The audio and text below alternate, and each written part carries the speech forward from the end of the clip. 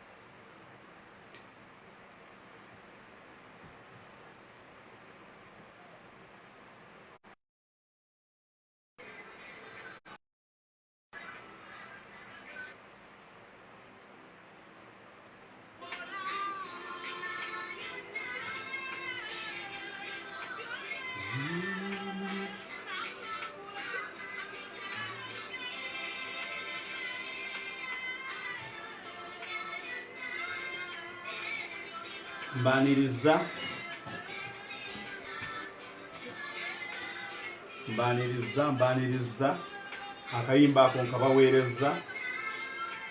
Godfrey Magezi wa welcome.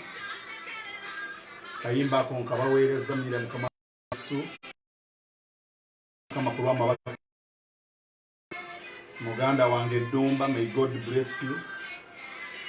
Hallelujah, hallelujah, hallelujah, hallelujah, hallelujah. Tubaza Katonda. Kayimba ako nkakuweereza ogira okalowoozaako. Yatusumulula nawe agenda kusumulula. Hallelujah.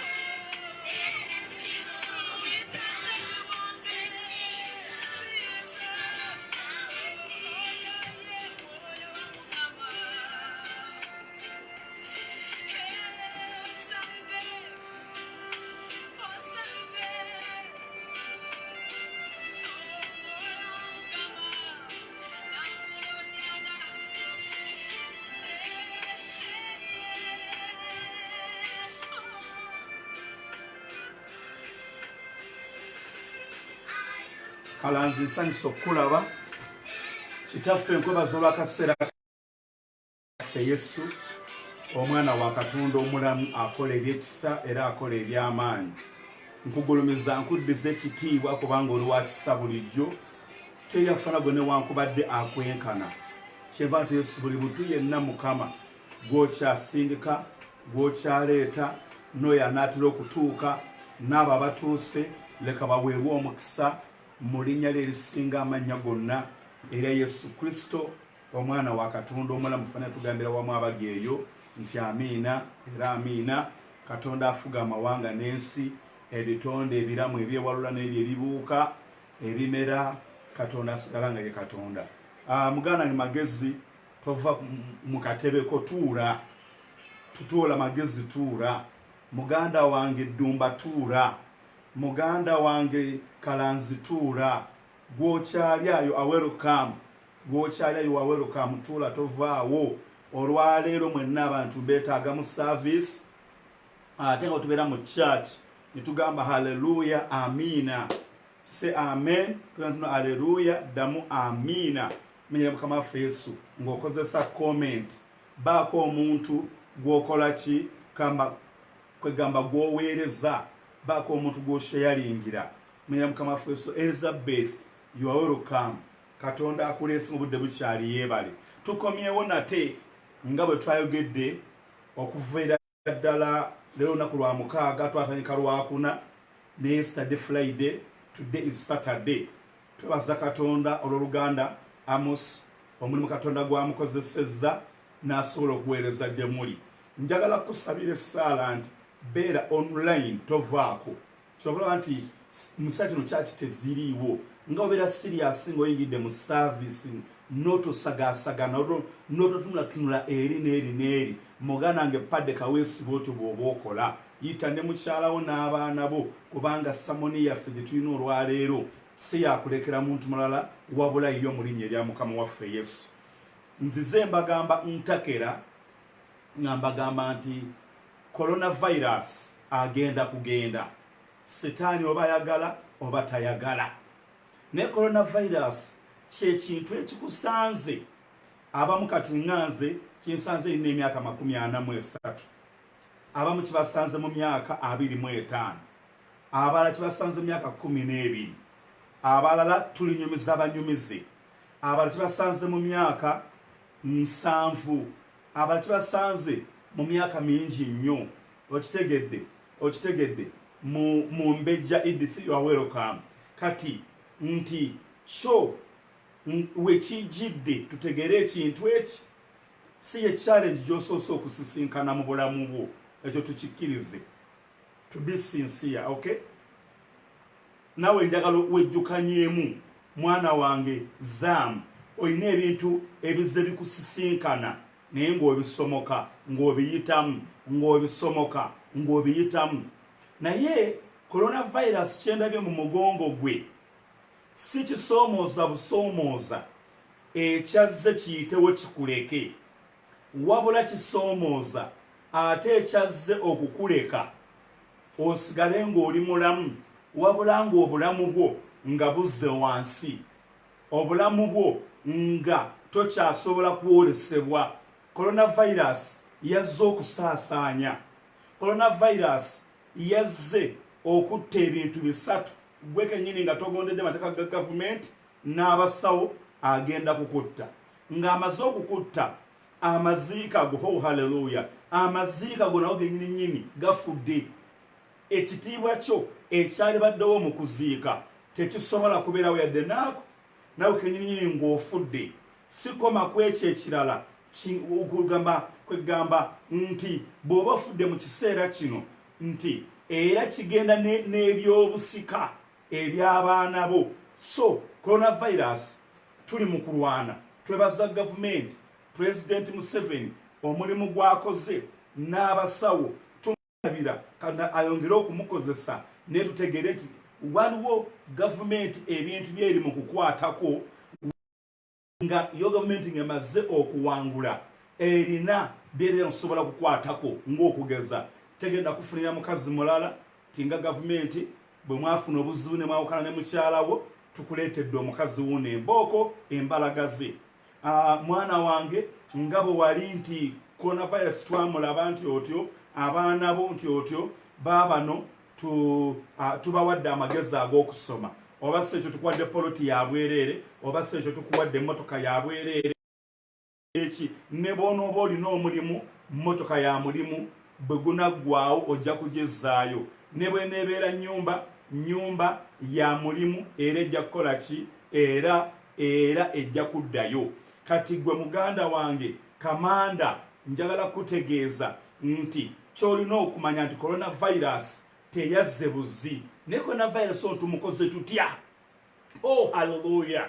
Nina ebigambo ebyebuziba. Gwe bw'oba otegera ebigambo bino mmwe abeerekako ne mwebuusabuusa ate mwenna mbalaba nga bwe muzze. Right now mbalaba. Ky'oba okola kiri ekintu eki njagala okola ekyama. Bw'oba oyagala kuvaawo wandika kano ka message mba nkalaba, please pass Mayiga outside nga nkubuuza for what? Short call or long call? Gwe abantu bonna bakubira amasimu muzinyige muzijjeko. Saagala muntu ava ku ssimu mu kiseera kino mu linnya erya Mukama waffe Yesu omwana Katonda omulamu. Listen to me very carefully. Nina ekintu kye mbadde ndowoozaako. Hallelujah. Oh, Joka Vandrak, you are welcome. You are welcome.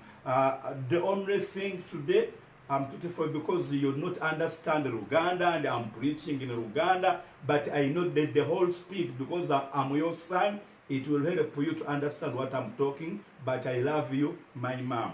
Hallelujah. Hakati, Bayibuli egamba mu kitabo eky'Abefeso nti ekyenkomerero mubenga nanyi mu Mukama waffe Yesu.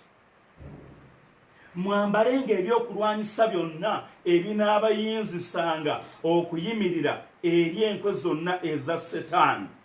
Praise the Lord. nali mbadde nnoonyereza ekyaliko kyonna enkigaziya nti ekyenkomerero nampijja yuwaweruka mutovaako nti ekyenkomerero mubenga n'amaanyi mu Kristo Mukama waffe Yesu nga mwambala byonna ebinaabayinzisanga. Bayibuli egamba nti nga twambadde seppeewo y'obutuukirivu ekyomukifuba, omusipi mu kiwato, engatto we wamu n'ekitala nga kyekigambo kya Katonda. Haleluya! Naye nina ekintu kyenzuula nti waliwo amaanyi agayamba Sadraki, Misaki ne Abeduneego bwe baali mu kikoomi ky'omuliro. Amaanyi ago gaali ganjawulo nnyo. Olaba ng'amaanyi ago ge baali beesibye baali bagapulakitiisinga, baali bagayingiramu, baali baganoonya. Ekiseera ekizibu bwe kyajja kyasobola okubayamba kubanga baali bakazibwamu oyo alina amaanyi.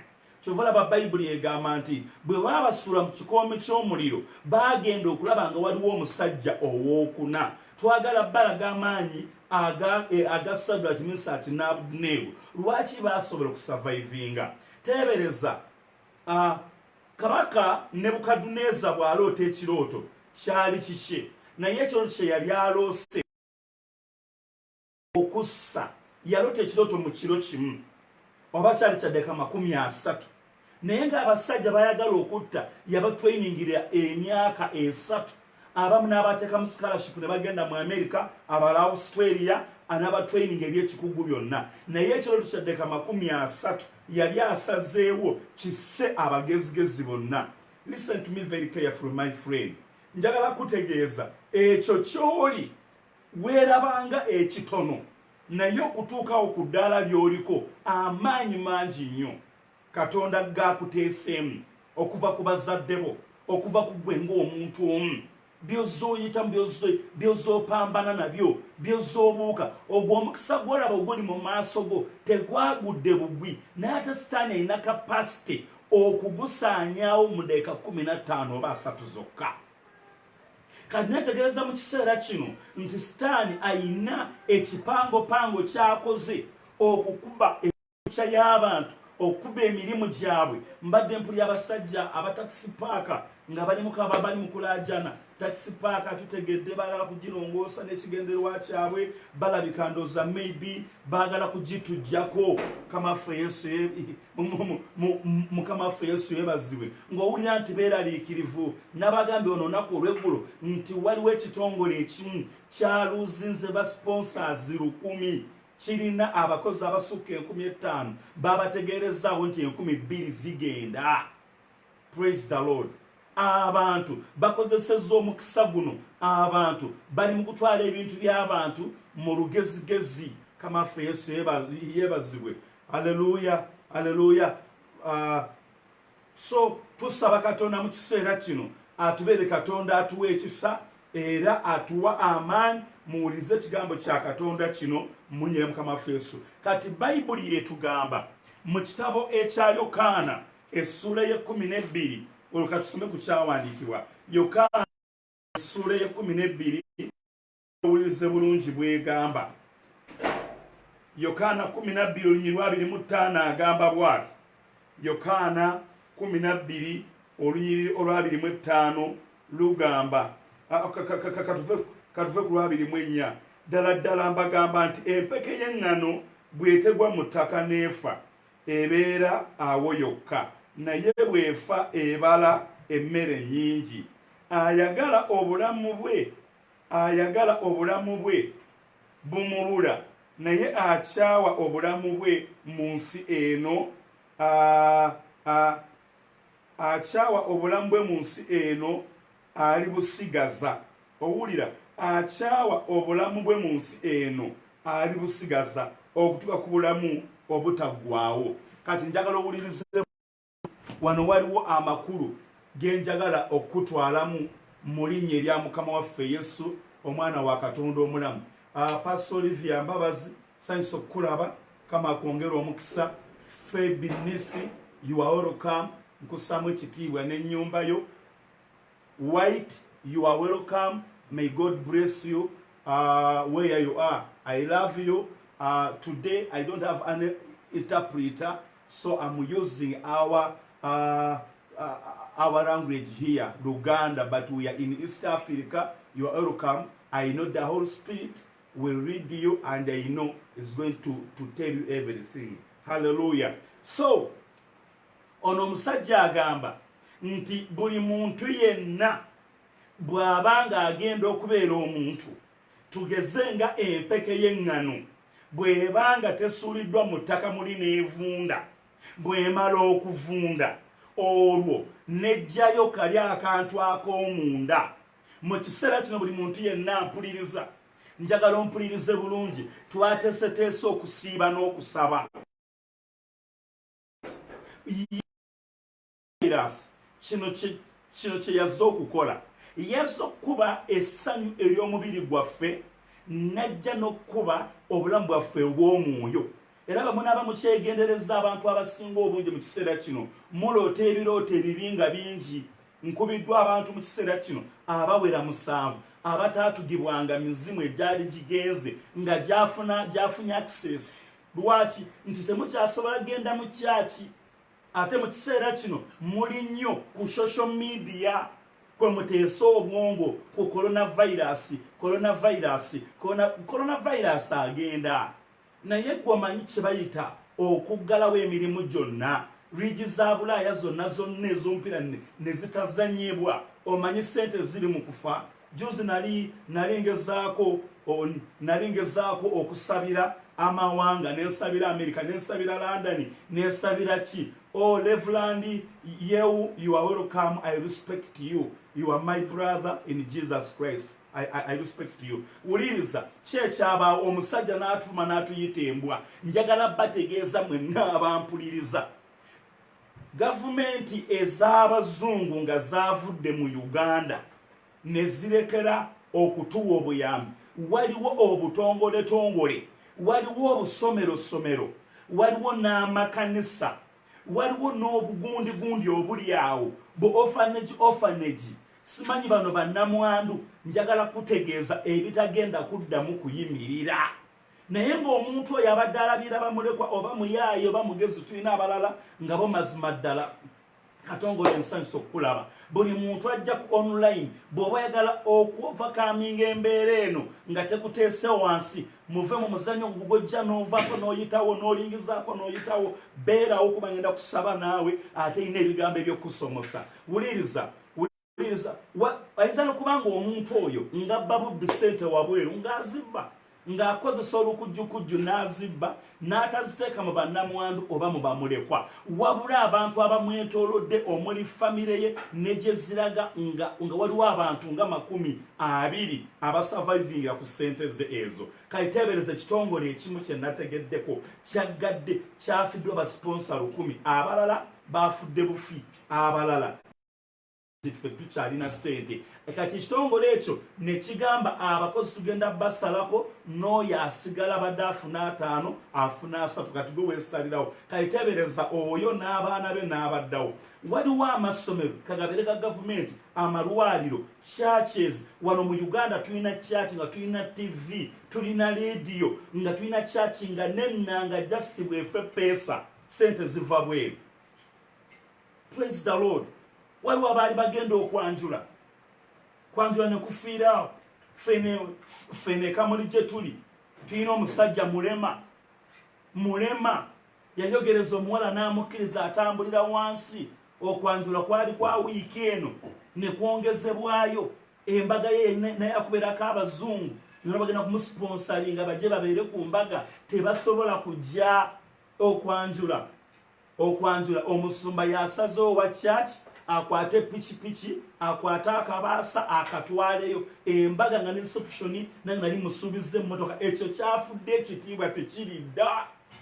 Kati gwe buli ampuliriza musooke mulekere okwebaka. Abasajja muve mu kwefurukuta n'amasimu n'okukuta n'obuwala bu girlfriend. Mu kiseera kino bw'osigala ng'okyali bw'otyo ogenda kukubwa nnyo enkuba gy'otolowoozanga nako. Kino kiseera kya connectinga na famire yo, mukaabire Katonda. At the same time buli muntu yenna golokoka, kubanga ekiri ewa neighbor kisobola okuyita ewuwo. Mu kiseera kino mbadde ku mawulire nendabanga lw'ekitundu ng'omuyaga gwakunse ne gukuba ebitooke ne gukuba amayumba ne gukuba ebijjanjaalo buli kimu kyonna kyonna nga balajanya gavumenti. Ffe abagagga basula eri emunyonyo, ffe banyakaana basubiiru baani amazzi gaatuyingiridde eyo yonna abantu abasinga obungi basenguse mu mayumba gaabwe. Kati gwe mu kiseera kino obanga tonnabaggolokoka ng'olowooza nti ebintu bikyali nnomo, ng'okyalya bijanjaalo oyombera mmere, okyayomba na mwami wo, okyayomba na mukyala wo, toli mu kusaba. Njagala kutegeeza ekyalumbye ab'emunyonyi abagagga bazimba ku mazzi ennyumba ez'ebbiliyoni 3 bazifulumye. Kitegeeza gwe bw'otonoonya Mukama amasannyalaze gajja kukuba. Tuli mu kaseera sitaani akuba luuyi na luuyi. Kitegeera zino nzige gano mazzi Victoria ejjudde abantu bonna bali mu kulaaja.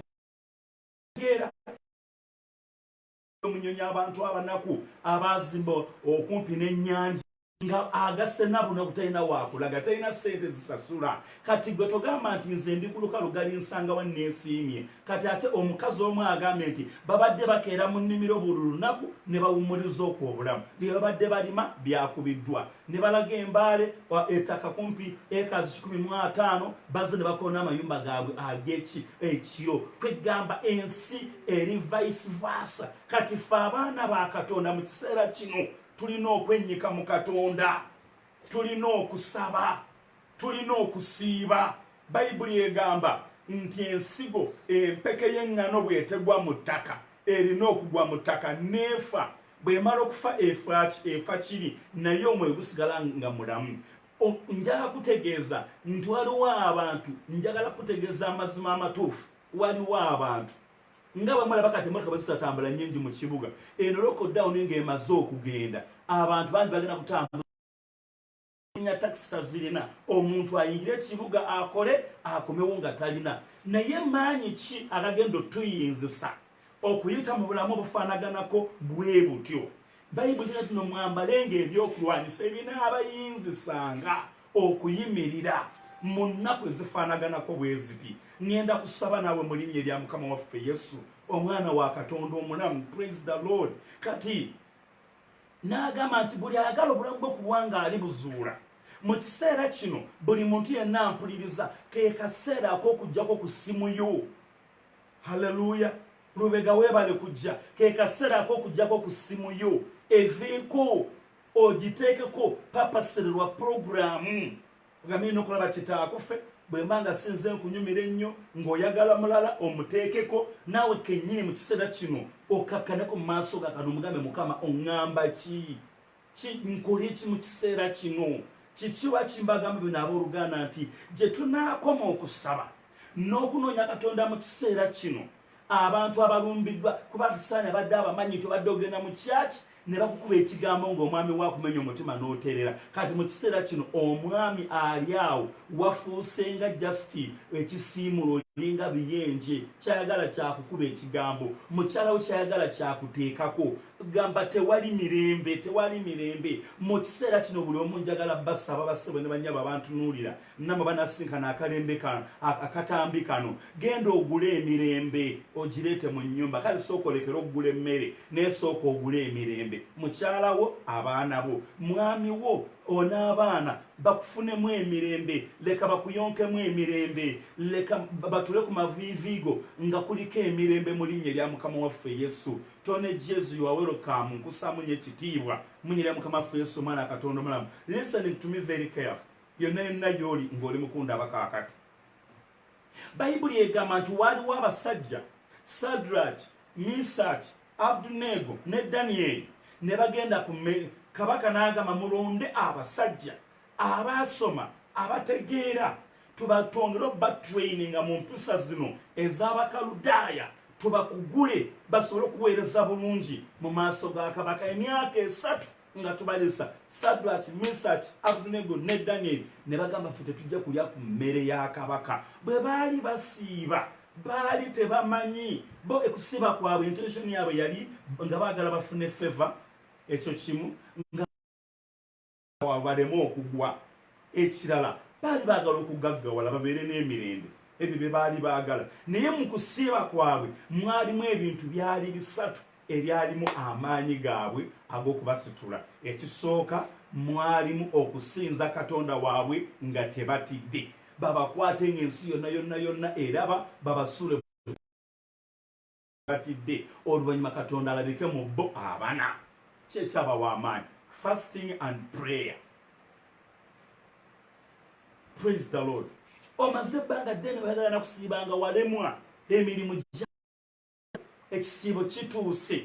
Oli mu kuyomba maze ebbanga ddene ng'oyagala okwekuulako omulenzi oyo nga yakulema. Katonda akikukoledde. Akikukoledde. Omaze ebbanga owulira oyagala osetolinga awaka nga kyakulema. Katonda akikukoledde. Akikukoledde. Era kuba ku ssimu yange muwala gwe nvaako ndeka nina ebimala nze ndi n'ennyumba yange. Toddamu. Agikuba ogirijekitinge ekinalayo ka message weyita kibiki awo olyoka omuwaayiriza olaba ono omuwala bwanneesibako namugamba simwagala emyaka gyonna. Mukyala wagambye nga nina omuntu mulamu naye nga praise the Lord. Gamba amina ey'amaanyi. Kati njagala ompulirize bulungi mu message eno. Haleluya. Bayibuli egamba ekirala. Bano bagaayi eyo nga teno bakutuukayo mu ssula eyokusatu. Mu ssula eyokubiri kabaka aloota ekirooto. Kabaka bw'aloota ekirooto, Bayibuli egamba njagala mumbuulire ekirooto n'amakulu gaakyo. Akuŋŋaanya abasajja bonna be yeesiga. Tewali n'omu alina kapasite esobola kunnyonnyola kubulya kabaka kirooto newankubadde amakulu gaakyo. Praise the Lord. Hallelujah. Musula yennyini olunyiri olw'omunaana kabaka agamba ntegeeredde ddala mwagala okuyiya ebigambo ebivundu mu biŋŋambe ebiro biwaanyisibwe. Abasajja bayimusa eddoboozi, ayi kabaka ekigambo ky'otukaka era ky'otuwaliriza tekisoboka mu nsi yonna. Tewali yali akibuuziza mu nsi yonna. Ne boogera ebigambo bingi n'agamba okay. Kyebava bagamba kozi ng'ofunye abo abalina bakatonda abatulamu abo abalina emibiri. Bayibuli egamba nti ebitayinzika eri abantu biyinzika eri Katonda. Praise the Lord. Bano bagamba tekisoboka mu nsi yonna, naye mu nsi ebo nga mulimu abasajja baani abaanoonya Katonda. Haleluya. Baani abaanoonya Katonda. Njagala kutegeeza COVID nga tumufulumye eriyo abantu bagenda okukaaba naye gagenda kubuuza gwe wakola otya? Si kirala kubanga wanoonya Katonda omulina mu kiseera kino. Wayitawo otya? Wakikola otya? Wakikwasaganya otya? Mukama waffe Yesu yebazibwemu abampuliriza. Bali bagamba tekisoboka mu nsi. Abantu bana bagamba nti ebintu bikyankalanye mu Uganda. Gwenga ebyokulwanyisa byo obijje no mu COVID eno. Amaanyi agakuyisa mu muliro ng'ogalina, agakuyisa mu mugga ng'ogalina, agakuyisa mu nnyanja ng'ogalina, agakuyisa mu kikoomi eby'entiisa ng'ogalina, kwegamba nga agakuyisa mu nsozi olina. Bayibuli kyegamba nti abalina Mukama balitumbira ne mu bbanga nga balina ebiwawaatiro nga balinga empungu mubiri. Ogenda kubanga ogalina. Lwaki? Kubanga wafissaawo akadde n'osobola okunoonya Katonda ku luzinga. You are welcome. I know you. May God bless you. May God bless you. May God bless you. One thing I'm preaching in our language, Luganda, because we are here in Uganda, but you are my friend. God bless you. Hallelujah. Izimba Aaron, nkwagala nnyo. Bangande wafiiriddwa muganda wo yadde tewambikidde naye kaseera kazibera saali ziise nalerekidde bwerere. Okay, abantu batusobola baganda babwe nga tebakyabika kuba ne bwanaakubikira genda kukola ki? Kuziika. Haleluya. Kino ekintu ky'amaanyi njagala gwe okiwulire. Alfred Byangire. Alfred ne mu church gw'otuuka leeti mu services zaffe ezisinga obungi. Ku makya bw'oba otuuka nga tusigaze deka 40 tumale service. Era neeno tusigaze deka 10 okugimala. Olina okwenenya Byangire. Praise the Lord. Hallelujah. So olina okisasulira enkya gw'oba osooka mu katebe ak'omu maaso wano nga wentula mu mugongo kati wendi wano walina okutuula enkya. Katuveeyo eyo. Bayibuli egamba nti omusajja agamba saagala butambulira kirooto kino kubanga saagala ebiro biwangisibwe. Ye lwaki sisomaayo kyekimbonyembonye ennyo kitabo bayibuli weeri wano nazze nayo. Bayibuli nazze nayo wano Daniel essuula 2. Haleluya. Mpulira amafuta mwena ngenda kuba anointinga. Mwena ngenda kuba anointinga ekiro kya leero. Era buli ayagala okufuna amafuta ku mutwe gwe tova mu service mu linnya erya Mukama waffe Yesu. Daniel essuula 2 olunyiriri olw'omunaana lugamba bwe luti olw'omwenda, naye bwe mutaategeeza kirooto waliwo etteeka limu gye muli, kubanga muteesa okulimba n'ebigambo ebivundu okwogera mu maaso gange okutuusa ebiro lwe birwanyisibwa. Kale mumbuulire ekirooto nange ndyoke ntegeere ddala amakulu gaakyo. Ntimusobola okumpa amakulu gaakyo. Omusajja kimutawanya si kirala, tayagala biro bikyuke. Ebiro bigenda okukyuka ng'ategedde kigenda mu maaso. Owooluganda bw'otonoonyereza amakulu ga bintu ebikwetoolodde lwaki weebiri. Waliwo omusajja omu baali banyumiza. Praise the Lord. Kale kamulekola obudde. Amiina. Apostle Paul yawoteberezemu ng'ozze ewange ng'edda bwe nali nga nkuwerekera nakufulumyanga olujja olusooka n'enkufulumya n'enkutwala n'enzigulawo geeti n'olinya emmotoka n'ezigamba baayi batulabire uno n'ofuluma nga nsigadde mu nnyumba. Olina okuvvuunula ono ki ekyabaddewo. Olina okuvvuunula obubonero. Omuntu omukono obanga omanyi obubonero. Ono omusajja agamba sigenda kwebaka, njagala kumanya amakulu ga kirooto kubanga manye ebirooto bino bisobola okutuukirira. Njagala kutegeera solution ng'obudde bukyali kino kitegeeza ki. Bassebo ne bannyaba abandaba nammwe abali mu kuntunuulira. Revelation eno eri so powerful okusinga okuteekako emikono okusabira. Era bw'onoova mweno samoni n'ototegera kikatonda kikyagamba ng'otegera nti oliko ekyamu. Kati mpuliriza bulungi. Omusajja agamba saagala ebiro biwanyisibwe nga sitegedde. Nina okutegeera ekigenda mu maaso. Saagala ebiro biwanyisibwe. Praise the Lord. COVID-19 mwenna mubikkulirwe nti ogenda kuwona naye mulimu ogusigalawo. Abamu ku mmwe mukazi wo omulinga akambe mu bulago wamusaze dda agamba ono COVID-19 waggwera nvira ekipapagjulo kino ekyakasajja. Takyakuyita na musajja, akuyita musajja ng'akuwa mmere naye akulabanga akasajja, akulabanga akasajja, akulabanga envunyu mu ttooyi, akulabanga omulambo ogusesebbuse, feelings zageze buli kimu kyonna kwegamba otamye omukazi gwe, otamye omusajja. Ekyo COVID kye yaleese. Yabagasse wamu, teri afuluma, teri akola kyate ne ssente z'okulya tewamala. Abantu emirimu gifudde, bizinesi zifudde, basponsa bavuddewo.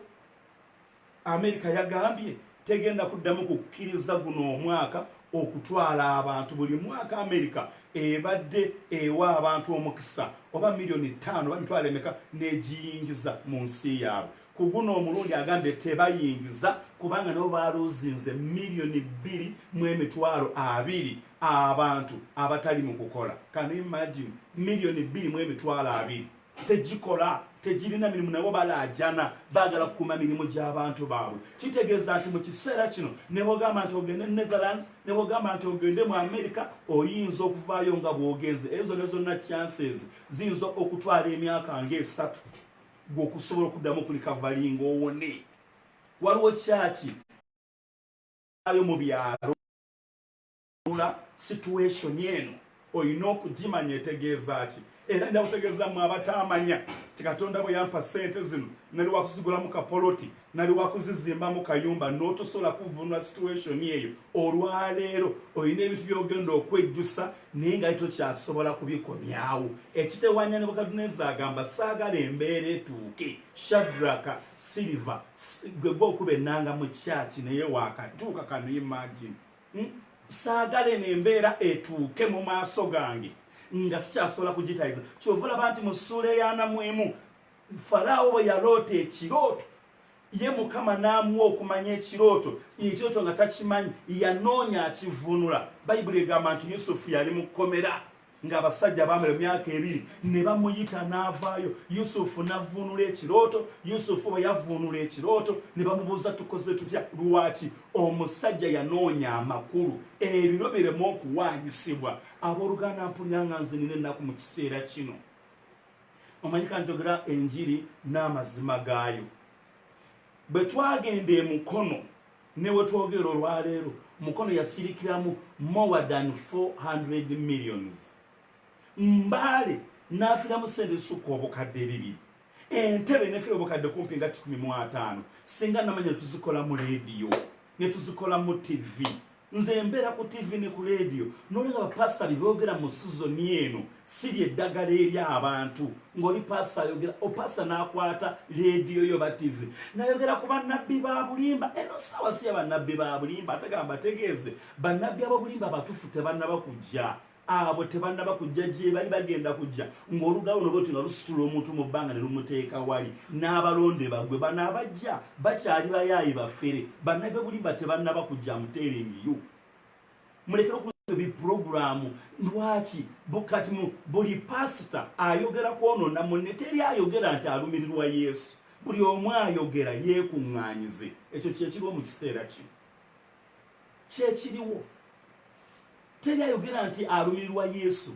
Teri ayogera mbu ayogera mazima ga Bayibuli. Bakozesa Bayibuli naye ngagamba agezaako okupakeginga ekintu aveeyo abalage nti ye mutuufu yekka. Naye nga naye bw'omudda munda n'omunoonyereza, njagala nkutegeeze nga bw'eba mpologoma mu ttale eterya nnyama esuzeewo ng'omutima gwe muvunde gwe tasobola kumukombako yadde ng'alinga nnyama ya mpisi mu maaso ga Katonda. Praise the Lord. Njagala kumaliriza munyire Mukama waffe Yesu. Kati mpulira njogera nina message abantu mu mpaano omusajja omu atukoledde wana Katambi n'emukyange n'enkamuwaako ng'ebigambo by'amaanyi nenagamba singa tulina radio ba TV. Kati ngambaye Mukama tuna Isirairi nkwegayirira okatonda gwa ine emikisa otuwe ekisa. Kati bwe twogera edda radio kuzikolanga bukadde 2.5 twazina twalisaasanya leero bukadde 8. Mu COVID-19 olaba bwofa n'amafuta go n'eknowledge yo n'amaanyi go naye nga tosobodde kukipurizenti nga watuufu olina okukolera. Praise the Lord. Olina okuvvuunula embeera, olina okutegeera ng'ebiro tebinnaba kuwaanyisibwa.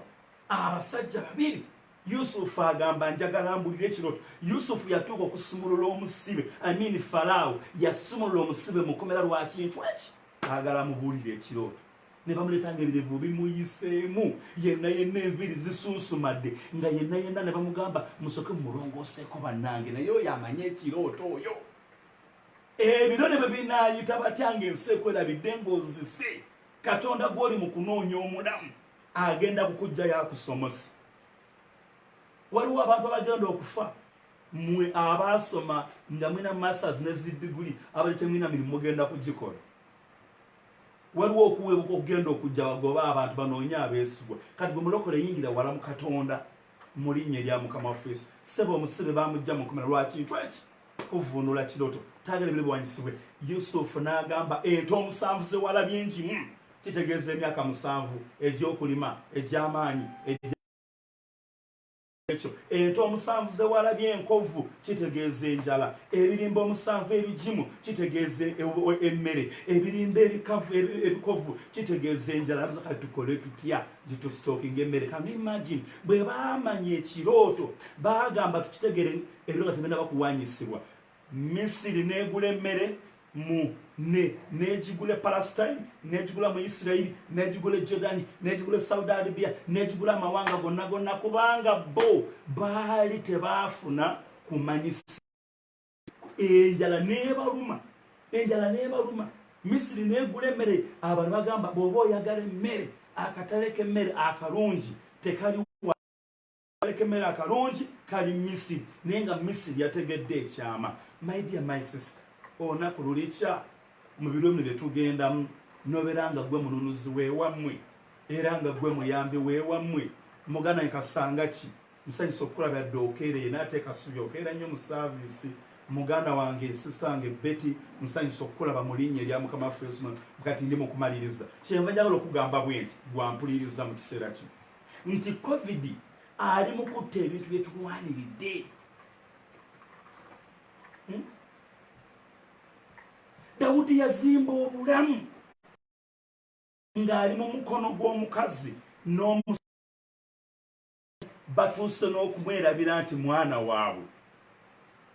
N'akuba empologoma n'azituga, n'akuba amalubu n'agatuga, n'akola biki n'agatuga, n'azimba profile eri Katonda, n'akuba Goliath n'amuteeka wansi, n'akuba Abafirisuuti n'abateeka wansi. Olunaku lwali olu mu kitabo ekya Samwiri ekyokubiri essula 11 just n'abeera Leze. Gamba nti Leze Sitaani yayita mu bunafu kuyongoberamu, ali supposed ogenda mu lutalo okulwana n'okukomandinga olutalo, kwolwo n'anafuwamu. Aba atambula bambi ku balukoni bw'atekwe n'alengera omuwala bannange ng'alinga alina ovakkedo ku mutwe, n'alengera omuwala ngeno mugongo alinga alinayo boda ate omuwala n'akola effujjo n'ayanika engoye, omusajja n'agwirako bw'ati ekibona agamba musoke mumundeetero wano mulabe.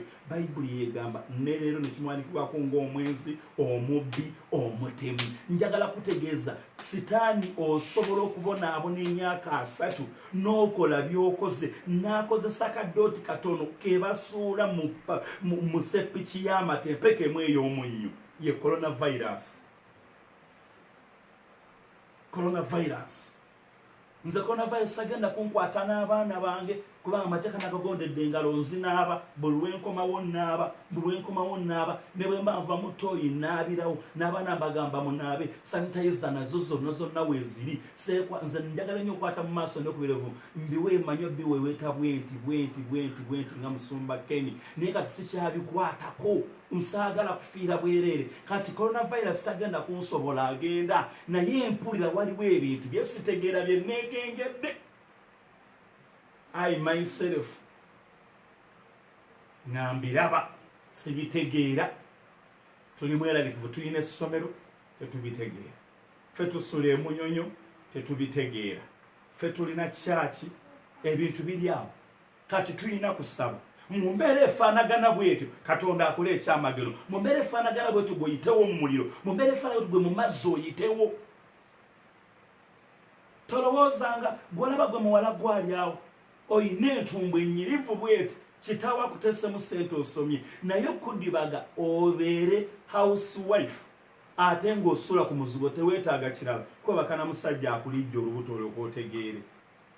Just obulamu bwo bufiirawo bugaana okuddamu okuseesetuka okweyongerayo. Simple like that.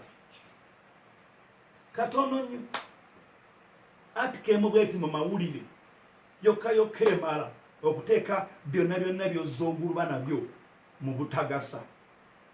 Bannange njagala kubagamba nti nga njagala okumaliriza. Dawudi omusajja agamba saagala ebiro biwanyisibwe. Njagala basaba tetufuluma mu korona ono. Ne bonoosinkana ng'edduuka lyo lyaggwawo naye ng'ozze n'amaanyi, ago ge maanyi Eriya ge yalina ng'asinkanye nnamwandu n'amuwa olubatu lw'obutanga, talina kyakulya kyonna, n'alya ennaku ze zonna n'alisa, n'ataddamu kukaaba. Katonda agenda kugaziya, Katonda agenda kufuula amaanyi, Katonda agenda kufuula ekitiibwa, era buli muntu yenna ali mu kunfolowinga. Katonda yanfukako amafuta n'ekisa kya Katonda weekiri, era ngenda kutuma ekigambo kya Mukama nti Katonda tagenda kukuleka ne kamoga Amusi naye wuuyo waali awo kwali mulaba. Mukama waffe Yesu yeebazibwe. Njagala kubasabira tudde ku nnamba emu oli yasookedde ddala, twagala kusabira abantu. Ngenda basabira mu nnyirira Mukama waffe Yesu. Tusiiba, ffe tuli mu kusiiba eno gye tuli. Olw'endakedde n'enkwata akagaali, temufaayo ndoza njabba waako ebifaananyi ndowooza ku Facebook yaffe. Then n'enkwata akagaali n'ensaako omukulu Jordan, tuvuga tugenda somewhere ne tubeerayo ne tukiza saba ne tukomawo, mami awakanga basaba ne bakola program, n'ekiro tugenda kusaba. Tetuli eno bubeezi gw'oli awo muwe bakabwebasi ne webaka tosoma na ku Bayibuli, tosoma ku Bayibuli mbe bifaanagana bw'ebiti. Katonda akuteekedde okkubo lyakumunoonya, wali waseeseetuka. Osobola okusoma bunnoovu n'obeera ku ssimu, bw'otenga okusaba n'oyayuuya n'obanga ggonya enoonya gwegenda okulya. Fire in the mighty name of Jesus. Hallelujah. Godfrey nkusabira nti Katonda nga bwali omulamu, Katonda nga bwali omulamu akoleko ebyo bikweraliikiriza. Muganda wange Ddumba, Katonda afaayo era mwesigwa. Nkusabira mu linnya erya Mukama waffe Yesu, buli ekyafa, buli sitaani kye yamira, buli kyonna ekyabbibwa, buli magenda gaagawaanyisibwa, nkusabidde okubeera omukozi ow'amaanyi mu kampuni yammwe nga gwe weka atasobola kuteebwa. Ng'embeera ne bw'eneekyuka etya, wakiri Mukama wo anaakusuza wansi w'ekitanda kye mu linnya erya Mukama waffe Yesu ow'e Nazareti. Elizabeth, hallelujah. Today is a wonderful day. We have many people from Europe, America, Australia. We have with them on our line. Praise the Lord. Eda twayimbanga akayimba mwe mulokoke obulokole bwavadda, obulokole bwavadda, olinda kiggwa okukiriza, abapulado balokoka, abapajero balokoka, ababenzi balokoka, owakagaali olindani mumulokoke. Oba omuntu ateekamu sente ze from abroad. What about you here in Uganda?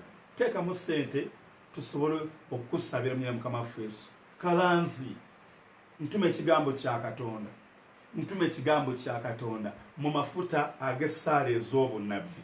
Ngamba nti Katonda nga bwali omulamu, leka akusomose akuyiseewo mu linnya lya Mukama waffe Yesu ow'e Nazareti. Gw'okyalya maidiya, ntume ekigambo kya Mukama eri obulamu bwo. Katonda nga bwali omulamu, oli muwala waffe, oli mwana waffe, tukusaba obeere w'amaanyi wamu ne sisitawo n'ennyumba yammwe mu Kristo Mukama waffe Yesu. My brother Kawesi, I respect you. Nkussaamu ekitiibwa n'ennyumba yo ne bonna abakwetodde. Katonda akuwe ekisa, akuteeke mu maaso ge, tusabe tunoonye Katonda. Mira Mukama waffe Yesu ow'e Nazareti, simumbejja, ntume ekigambo kya Katonda kubanga kiramu, tekiyinza kudda nga kikola omulimu gwennyini ogwogera ku kitumisizza. Era Mukama naye obulokozi n'obuyambi mu Kristo Mukama waffe Yesu Omwana Katonda omulamu. Awo nga nkyasabira abantu katupozingemu katono. Tulina ekisiibo kya nnaku 7. Sibo kino eky'ennaku 7 tukoma ssaawa 6 ez'ekiro okulya. Essaawa 6 ze tumala okulya, tumakinga sure nti tuddamu okulya enkeera waalwo ng'enjuba egenze. Emisana caayi gwe tunywa n'amagi birekera abantu. Tojjaako amagi 3 bago bajja gankubira nga nsiibulukuka. Leka abantu bagalye ku breakfast. Lanchi bwetuuka togamba mbu ennyama yange mugiggyeko mugitereke, era oyo taata alya ntwinjiri mugitereke. Tokkirizibwa kulya ku bintu biriiriddwa before.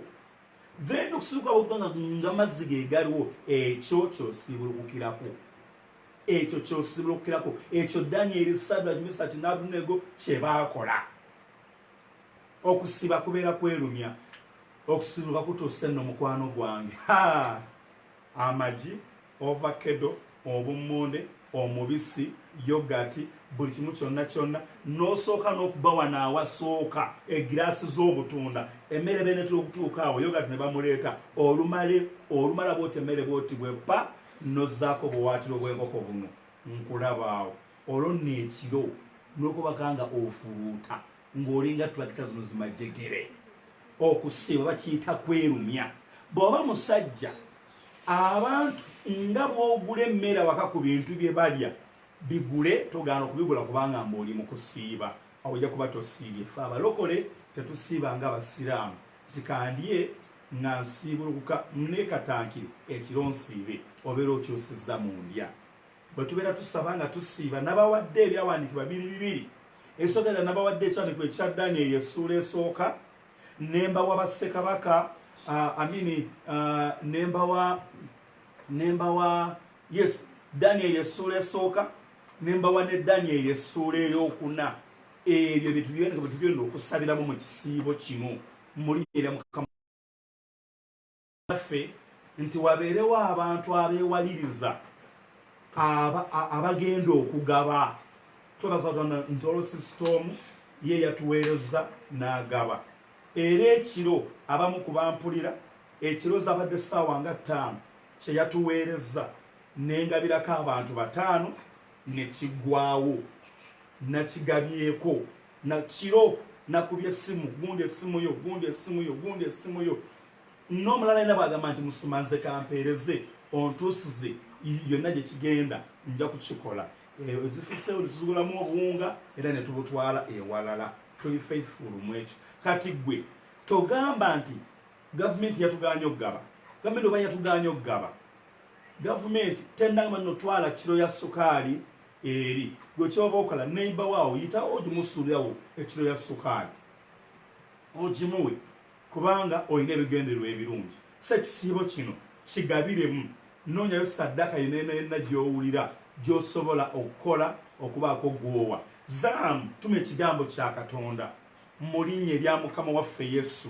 katonda nga bw'ali omulamu akusisinkane akutaase akulwanirire akwate ku by'otolowooza mu kristo mukama waffe yesu kamanda ntuma ekigambo kya katonda kubanga bwe kijja tekiyinza kuddayo nga kyereere wabula kikola omulimu gwennyininyini ogukitumisizza katonda akubeerere katonda mu linnya erya mukama waffe yesu omwana wa katonda omulamu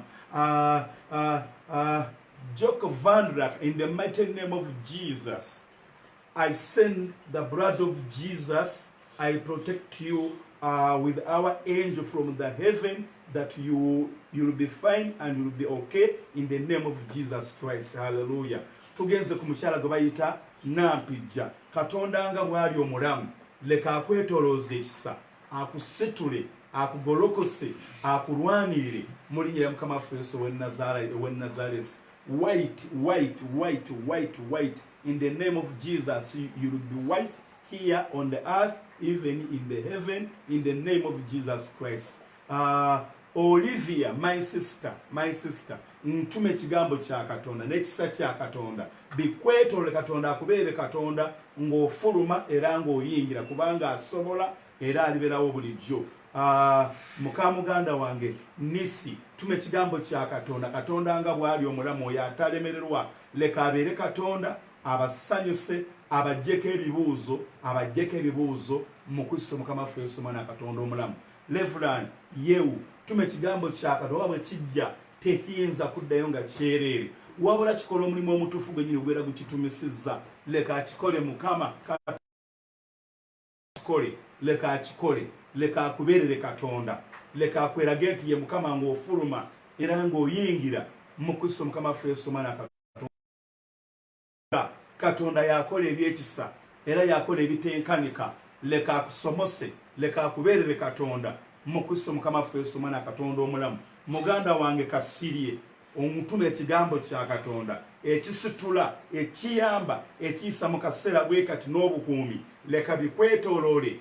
Tony, Katonda nga bw'ali omulamu, leka akubeerere Katonda akusomose n'ennyumba yo n'abaana bo n'ennyumba ya kitaawo, feva n'obuwanguzi n'obulamu, leka bikubeereko mu Kristo Mukama waffe Yesu omwana Katonda omulamu. Eroni, ntume ekigambo kya Katonda kubanga ekigenda tekisobola kudda nga kyere, kikola omulimu gwennyininyini ogubeera gukitumisizza. Katonda leka akikole, akuyise mu mbeera efaanaganako bweti mu Kristo Mukama waffe Yesu.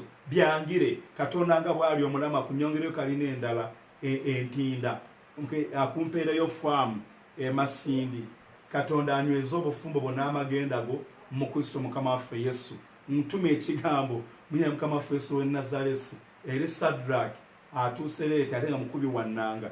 Katonda nga buli mwesiga akubeerere Katonda mu Kristo Mukama waffe Yesu omwana Katonda omulamu. Kasangaki, ntume ekigambo kya Mukama, Katonda nga bw'ali omulamu, leka ove mu kodini COVID-19 ng'oli muntu wanjawulo mu linnya lya Mukama waffe Yesu omwana Katonda omulamu. Betty, Katonda nga bw'ali omulamu, leka akulwanirire, ateeke wansi byagala okuteeka wansi. Ekisa kya Katonda n'obulokozi bwa Katonda bikwetooloole mu Kristo Mukama waffe Yesu. Kamogamusi, Katonda akuseeko ekisa, akukuume oleme okugwa n'ekisolo kyonna, newankubadde n'omukono gwonna ogw'omwana w'omuntu, newankubadde empisa zonna eza Sitaani. Rebeka kitaakufe, nkusabira okulaba Mukama mu nsi eno ey'abalamu. Katonda akusukkulume, obeere mutwe, obeere ansi, obeere ekyokuddamu. Ntume ekigambo kya Katonda eri abaana bange bonna abali mu nnyumba right now, nyumba ab'omuntu ab'omu musaayi benzikiririzaamu n'abo abanzikiririzaamu. Nsabira babirye Babura newankubadde ng'okereye ate nga gwe muyimbi mu church, nkutumira ekigambo kya Katonda, Katonda nga bw'ali omulamu akutaase akulwanirire. Nsabira pulezidenti waffe Museveni n'eggwanga lyaffe mu linnya erya Mukama waffe Yesu omwana wa Katonda omulamu. David ntuma ekigambo kya Katonda kubanga bwe kijja tekiyinza kudda nga kyereere wabula kikola omulimu gwa Katonda ogubeera gukitumisizza lumuluma rabasha okorasha tatata haleluya olubuto luwone mbadde ntidde bamuyita lumuluma. Katonda nga bw'ali omulamu leka amafuta gakuba olubuto lwo, leka ekisa kisinkana olubuto lwo, leka amaanyi gasinkana olubuto lwo. Katonda akuwonye era akusumulule mu Kristo Mukama waffe Yesu. Kati mwenna buli omu wooli njagala oteeke bulungi kamera yo oba essimu yo awo wotulabira. Tunakusabira eggwanga, tunakusabira eggwanga lyaffe. Mbawadde deka emu yokka tusabire eggwanga kaakati. Ninda gwe yeetereza kati buli agenda okusabira eggwanga just saako bussa nti Uganda oba saako for God and our country. Is it for God and my country? For God and my country. Atamete kitegeeza gamba kulwa Katonda n'ensi yange, atamanyi luzungu kyokuba owandiika kulwa Katonda n'ensi yange. Oh, for God and my country. Tunakusabira eggwanga lyaffe Uganda. Just buli yeetabye mu prayer eno njagala kulaba akagambo ako wakati ngwamini ng'okakomentinzeeko. Kitange tuyimusa Uganda, tuyimusa president kubanga mu kiseera kino yatugamba nti yakulembera olutalo lw'ekiyeekera era n'atugamba nti tulekere okukaaba kubanga ffe tuli mu mayumba bo baasulanga mu nsiko. Yagambe luno lutalo kubanga omusajja ono amanyi okuvunula ebiro n'ebirooto. Tukusabira his excellence. Nze sikwata nko mu ngalo nkulengerera wala, naye gwe pulezidenti wange era nkwagala era nkusabira era nkusaamu ekitiibwa. Kyenva nkusabira amagezi, nkusabira amagezi ogali naye nkusabira amagezi, nkusabira amagezi mu nnaku zino ez'oluvannyuma, nkusabira amagezi agaweesa emyaka gyo ekitiibwa, nkusabira amagezi agakuggulizaawo, nkusabira obulamu, nkusabira ekisa ne ba decision makers bonna b'otuula nabo n'abali ku kabineti yo bonna bonna nkusabira okutuyisa mwene embeera. Katonda nga yali awamu naawe mwana Katonda omulamu. Nsabira ebitongole byonna, abasawo baffe, leka abantu baffe Julius nsanyusa okukulaba, Nathan Julius nsanyusa okukulaba. Tusabira abasawo bonna olw'omulimu omulungi gwe bakola, olw'obuweereza obulungi bwe bakola mu Uganda. Tubabika musaayi gwa Mukama waffe Yesu era tusaba nti Uganda leka entaana eziziika aba COVID ziziikibwe era zife mu linnya lya Mukama waffe Yesu.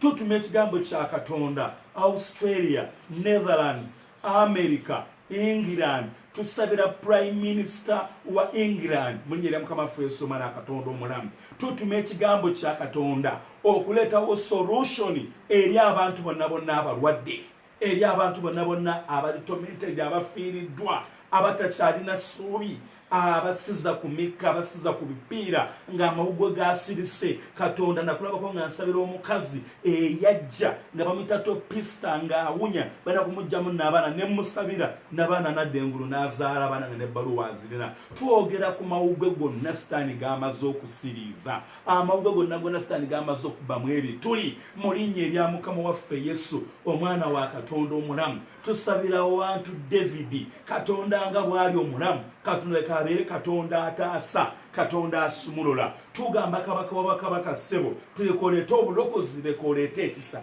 leka abasawo beeyongere ne solutions zeeyongere okuggalira COVID-19 obutatumalawo mu linnya erya Mukama waffe Yesu omwana Katonda omulamu. Kitange leka abalina ssente, abalina obusobozi, abalina obugabirizi baleete bayambe bannaabwe, baleete baliise bannaabwe, baleete bataase bannaabwe. Buli yenna oba ovuddeko oba kwoli oba okomentinzi oba oyisewo obuyisi, ngamba nti Katonda akokolingizaako obulingiza kokka oba kobaddeko Katonda leka kolereyo ekyamagero leka omuntu gwotosuubira akuteekereko ssente ku ssimu yo leka Katonda nga bw'ali omulamu akugulumize ajjawo byonna byonna byonna byonna ebitewaanya era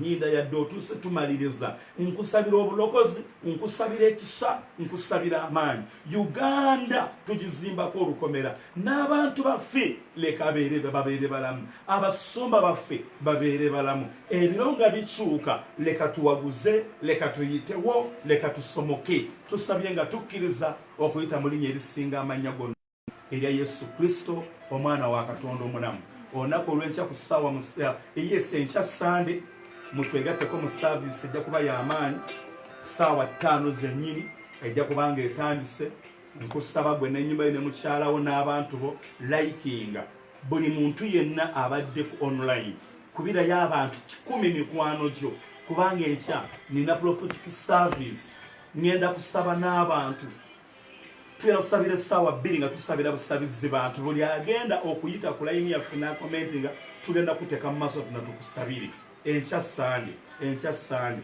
service nakubeera y'amaanyi egenda kubeera y'amaanyi nnyo tuteekawo akatebe tuula n'abaana bo teekawo akatebe tuula n'abaana bo mbaagaliza omukisa mbabika musayi gwa Mukama waffe Yesu ekisa kya Katonda kibakuume n'obulokozi bubeetooloole mu Kristo Mukama waffe Yesu. Haleluya, haleluya, haleluya.